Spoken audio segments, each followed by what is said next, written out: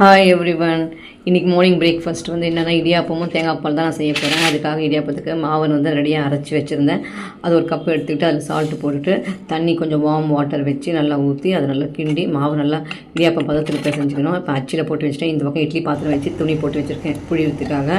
இப்போ தேங்காய் பால் எடுக்கிறதுக்காக தேங்காய் மிக்சியில் போட்டு நல்லா அரைச்சிட்டு இப்போ தேங்காய் பால் புழிஞ்சு பால் எடுத்துகிட்டு நல்லா திக்காக பாருங்கள் தேங்காய் பால் ரெடி. இப்போ அதில் வந்து சர்க்கரையை போட்டு கலந்து வச்சுக்கிட்டு இப்போ வந்து இடியாப்பத்தை நான் புழிஞ்சு எடுத்துகிட்டேன். அந்த குக்கர் வச்சுருந்தேன், அதில் வந்து இடியாப்பத்தை புழிஞ்சு தேங்காய் பால் இடியாப்பமாக ரெடி ஆகிடுச்சு. இன்றைக்கி நான் ஜூஸ் வந்து பொமோகிரானேட் ஜூஸ் தான் போட்டேன். மாதுளம் வந்து ரெட்டிஷாக இல்லை, கொஞ்சம் ஒயிட் கலரில் இருக்குது முத்து. இப்போ போட்டு தண்ணி ஊற்றிட்டு சர்க்கரை இல்லாமல் அழிச்சு வடிகட்டிட்டு இன்றைக்கி ஜூஸ் வந்து மாதுளம்பழம் பொமோகிரானேட் ஜூஸ் தான் இன்றைக்கி. இதுதான் இன்றைக்கி எங்களோட பிரேக்ஃபாஸ்ட்டு. மார்னிங்கு இடியாப்பமும் தேங்காய் பாலும் அப்புறம் வந்து பொமோகிரானேட் ஜூஸ்.